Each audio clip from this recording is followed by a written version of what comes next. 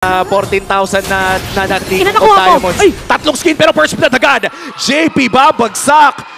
Wow! Kakapasok pa lang ganun agad. Oh, ayan is... early game. Kaso, mahirap makipagsuntukan sa kalid kasi lalamang at lalamang yan. Pero level 2 na. Okay, Ano, basta usapan yan? agad! Naku boys, ang hit na lang sana! Makakatakas Flicker! sa JP Lasok, Flicker!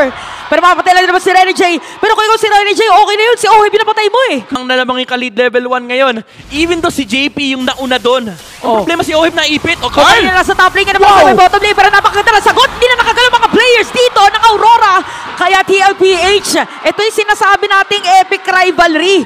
Anong may magandang set for Aurora? Kami rin gagawa sa may bottom lane. Nil na ng TLPH ang turtle na ito. Pero nandiyan si Renny J. You in the corner as well. Edward, papasok nga ba? Halos wala na buhay pero may bibigyan ng dalawang players na dito pumasok. Kailangan ng shadow kill. Pero sila siya makakakuha ng pagong. Habang wala naman ng buhay, Kyle TZ is down. Narito pa si Sanji at si Sanford. Kakayanin ba nila yung sustain? Kakayanin ba nila yung damage? Bumubuhat din na si Yue. Si Edward naman nandito na. Sanji! May double kill. Para din sa Badang. Hindi tatamaan pero si Sanji makakatakas doon. Pero mainit.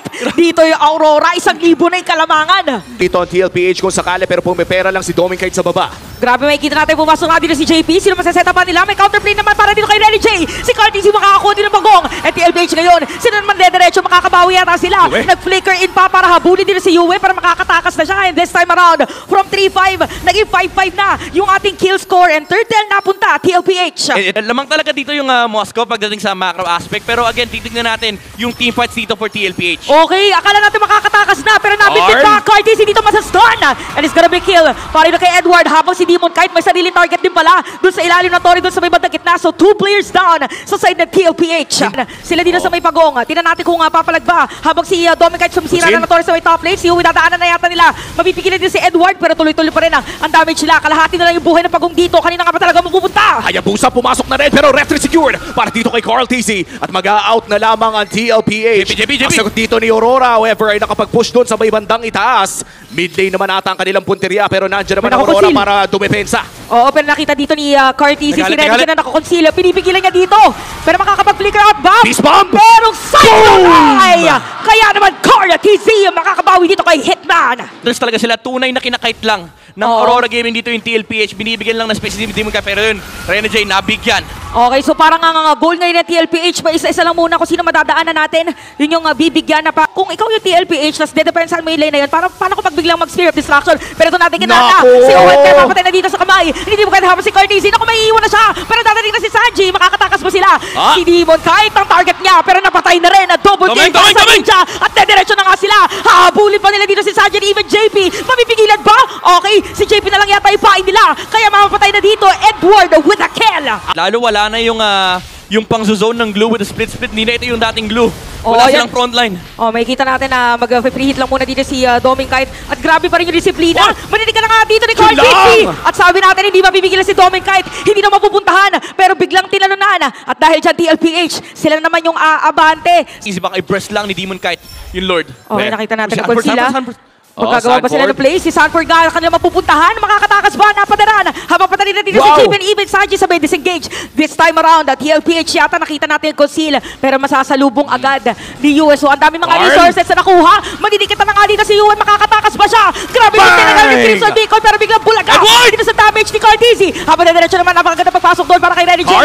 Grabe, tuloy-tuloy si Doming Kite biglang dumating doon sa may bandang harap. Kanya-kanyang free hit na to. Bumaba na pa nga si Doming Kite pero ang dami nang humahabol sa kanya. Kakatin nga pa pero tumatama na rin si Oheb dito. Nakapagtas palayo pero doon sa likod ay papasok nga rin ang kanyang mga kampe. Si Edward buhay pa rin pero yung Imoy na wala na. Doming Kite buhay pa rin hanggang ngayon. Lumalaban pa rin si Edward na dito makakakabot ba? Ginamit na yung flicker. So buhay dito si Doming Kite. Buhay si Edward pero may 3 player na buhay para sa TLPH. So tingnan natin ngayon kay tutuloy ba nila yung Lord. Walang gustong umuwi. TLPH with the fist crack mula dito kay Edward and siya rin yung nagsalba kay Doming Kite.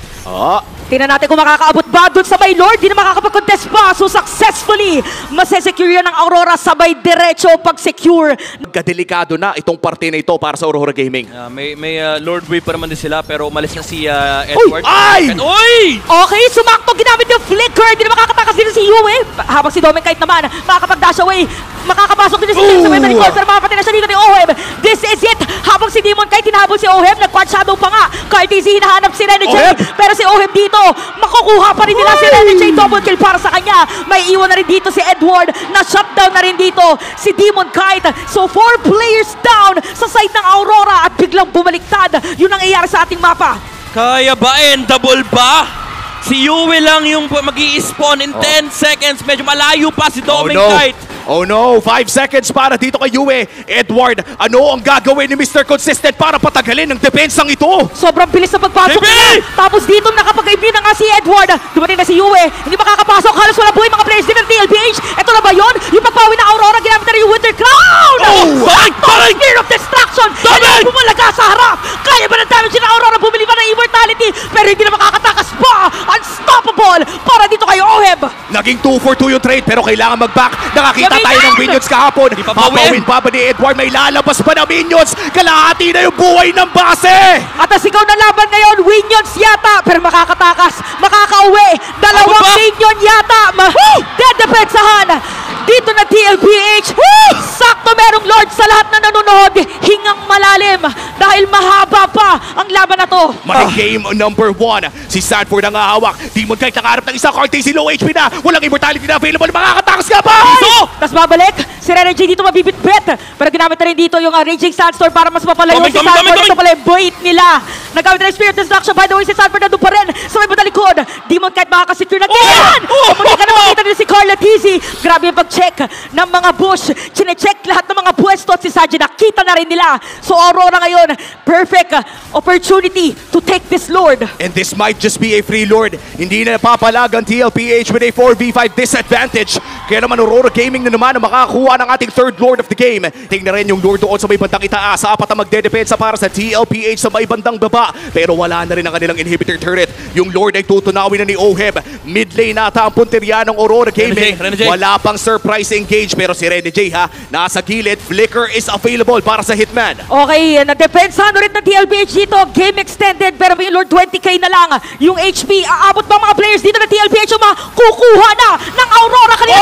It's gonna be Rene J para masecure objective na yan. At makikita natin si Yue magiging target. May iwan niya lang si Cartesi. Nawala immortality si Saji kaya napatay na rin. Si Demon Kite rin ay mapatay. Demon Kite nandun sa may likod. Habang may sariling laban yung dalawang players dito sa may side ng Orange Ball. Demon Kite makukuha dito ni Cartesi. Ata makakapag-dash pero si JP makakalapit din. Immortality nakabili pa si Rene J. May imo din naman. Makakapag-dash flashlight. Papada na si JP. Kaya naman tatlo ang mawawala para sa TLPH. At ang nakakuha pa nga ng Lord ay Aurora Gaming. 4-3-11 para dito kay Yue. Lahat ng mga pwede bitbitin, binitbit na niya. Ito talaga yung totoong ilaw ng Aurora. Yung liwanag ni Yue, flashlight yung TLPH. Ang ganda na eh. Ang ganda na nung pasok ni Cartesi na patay nila si Domen Kite. Pero may isa pang carry ang Aurora. Tingnan natin kung madedepensahan ba na TLPH dito. Meron namang immortality si Sanford. Pilit na nililiko yung Lord. Pero papasok na si Oheb nakakatakas pa rin. Habang mga players ng Aurora pipilitin na targetin si Oheb. Kalahati na lang yung buhay ng Lord. Kakayanin ba ng cavalry habang si Sanford ay bibigay na. Ito na yung Lord pero buhay na si Saji. Naku, para mapabalik na naman yan. Mawala na immortality si Edward. Ginamit na yung Winter Crown. Nandito yung Spear of Destruction pero hindi tumama. Hindi tumama yung Spear of Destruction.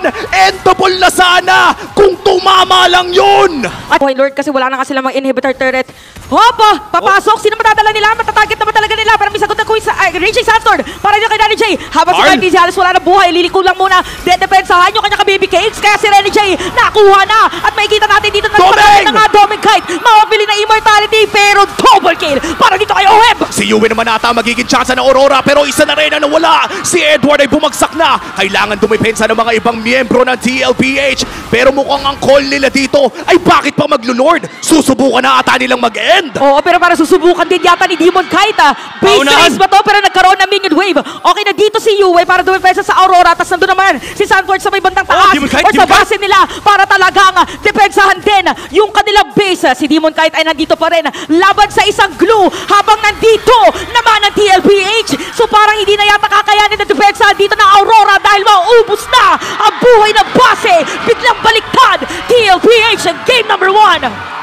Sobrang lapit ng game number 1.